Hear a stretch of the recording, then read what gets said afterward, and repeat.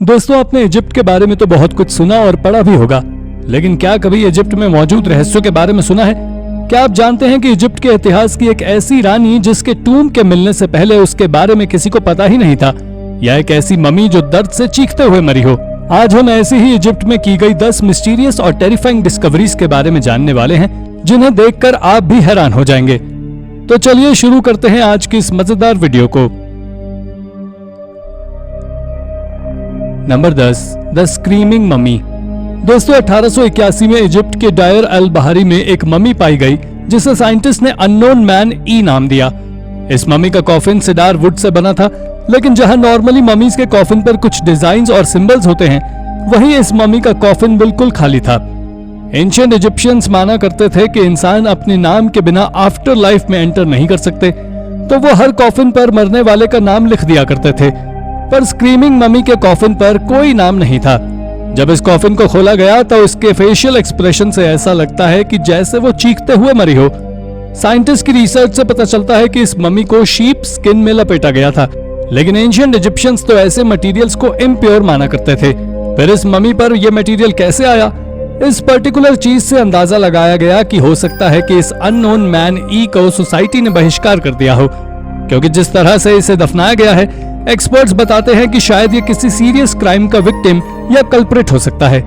Researchers की एक और रिपोर्ट में बताया गया है कि ये मम्मी फेरोहास रामेसस III के बेटे प्रिंस पेंटावर की है, जिनके बारे में कहा जाता है कि उन्होंने अपने फादर के अगेंस्ट प्लॉटिंग करके उन्हें मार दिया था और फिर पनिशमेंट के तौर पर खुद को भी मरवा दिया था।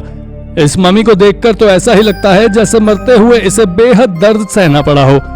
खैर, ये सब तो अंदाजे ही हैं, असलियत आज भी एक मिस्ट्री ही बनी हुई है।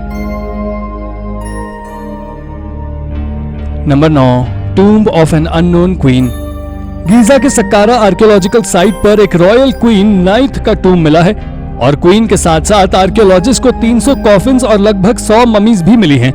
इन कॉफिन्स पर कुछ यूनिक फेशियल एक्सप्रेशंस बने हैं, जिससे पता चलता है कि ये कॉफिन किसी औरत का है या आदमी का। साथ ही इन कॉफिन्स पर एंशिएंट इजिप्शियंस के funeral text the book of the dead की कॉम्प्लेक्स पिक्चर्स भी बनी हुई है, और इस अननोन क्वीन पर सॉलिड गोल्ड का मास्क भी है, जो उस क्वीन के वजन से भी आज ज्यादा भारी है। जब आर्कियोलॉजिस्ट इस टूम्ब में गए तो उन्हें एक गुप्त कोश भी मिला, जिसमें कई पुराने गेम्स, स्टैचूज और छोटे छोटे फिगर्स, जिन्हें शिप्टिस कहा जाता है, ये सभी चीजें मिली। दोस्तों, इस टूम्ब से हम एंशिएंट इजिप्शियन के रॉयल लाइनेज और बरियल प्रोसेस के बारे में अंदाजा लगा सकते हैं। Number 8, the hidden chambers of the great pyramid. दोस्तों, गीजा का द ग्रेट पिरामिड आज से लगभग 4000 साल पहले एंशिएंट इजिप्ट में फेरोहा खुफू के शासन के दौरान बना था। कहा जाता है कि इस पिरामिड के अंदर कई चैम्बर्स और गुप्त रास्ते मौजूद हैं। साल 2017 में कटिंग एज स्कैनिंग टेक्नोलॉजी की मदद से रिसर्चर्स ने इस पिरामिड में मौजूद ग्रैंड गैलरी के ऊपर 100 फीट लंबाई में फैले हुए एक बड़े चैम्बर को खोज निकाला।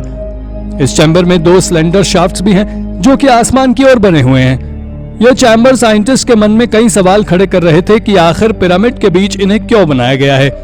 कुछ साइंटिस्ट का यह भी मानना है कि यह सिर्फ वेंटिलेशन के लिए है। वहीं कुछ रिसर्चर्स के अनुसार ये फेरोहास की सोल को स्टार्स की ओर गाइड करने के लिए बनाए गए थे। इस पिरामिड में और भी कई मिस्ट्रीज छुपी हुई हैं, जिन्हें साइंटिस्ट आज भी सॉल्व करने की कोशिश कर रहे हैं। Number 7, the dark sarcophagus. साल 2018 में अलेक्जेंड्रिया में मिले एक ब्लैक स्टोन कॉफिन ने साइंटिस्ट के होश उड़ा दिए, क्योंकि यह सिर्फ एक कॉफिन नहीं था।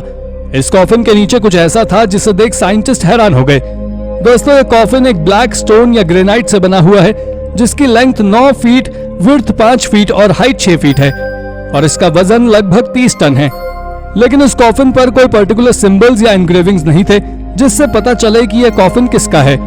साथ ही उन्हें इस कॉफिन के नीचे एक रेडिश ब्राउन लिक्विड मिला है, जो इतने सालों से ऐसे ही वहां रिस रहा था, और इस लिक्विड के साथ 3 अलग अलग लोगों के स्केलेटन्स मिले हैं, जिसमें से एक के स्कल पर गहरी चोट का निशान भी है।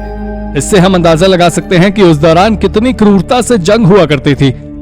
इस डिस्कवरी में कोई फेमस रूलर की टूम्ब तो नहीं मिली, पर हमें उस समय के बरियल कस्टम्स के बारे में और भी जानकारी जरूर मिली है। Number 6, the curse of the pharaohs. कहा जाता है कि अगर किसी ने भी फेरोहास के टूम्स में जाकर उन्हें डिस्टर्ब किया तो उन्हें भयानक कॉन्सिक्वेंसेस का सामना करना पड़ेगा। लोगों में यह मिथ 20th सेंचुरी के वक्त से फैली, जब एक ब्रिटिश आर्कियोलॉजिस्ट हार्वर्ड कार्टर ने फेरोहा तूतनखामून के टूम को ढूंढा था। एंशिएंट इजिप्शियंस मानते थे कि फेरोहाज आफ्टर लाइफ के बाद भी उस दूसरी दुनिया से अपनी पावर्स इस्तेमाल कर सकते हैं और उन्हें श्राप दे सकते हैं। लोग कहते हैं कि पहले कई ऐसे इवेंट्स हुए हैं जिसमें लोगों को इन कर्स का सामना करना पड़ा है, जिसका एक एग्जाम्पल ये है कि जब जॉर्ज कार्नरवॉन ने तूतनखामून के टूम में एंटर किया तो एक मॉस्किटो बाइट की वजह से उनकी मौत हो गई। और भी आर्कियोलॉजिस्ट जो उनकी टीम में थे, उन्हें और उनकी फैमिलीज को भी कई ट्रेजेडीज का सामना करना पड़ा।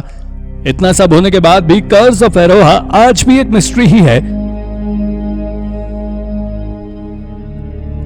Number 5, the unfinished obelisk. Ancient Egypt के कई हिस्टोरिकल वंडर्स में से एक हिडन मास्टरपीस ये अनफिनिश्ड ऑबेलिस्क भी है। ये ग्रैंड स्ट्रक्चर एक सिंगल सॉलिड ग्रेनाइट रॉक पर क्राफ्टेड है जो आज तक अधूरा ही बना है। इन स्टोन्स पर मौजूद कलरफुल मार्क्स के द्वारा एक्सपर्ट्स ने उस स्ट्रक्चर पर काम कर रहे उन क्राफ्ट्समैन के बारे में भी स्टडी किया। इस अधूरे स्ट्रक्चर ने हिस्टोरियंस को काफी समय तक कंफ्यूज कर रखा था।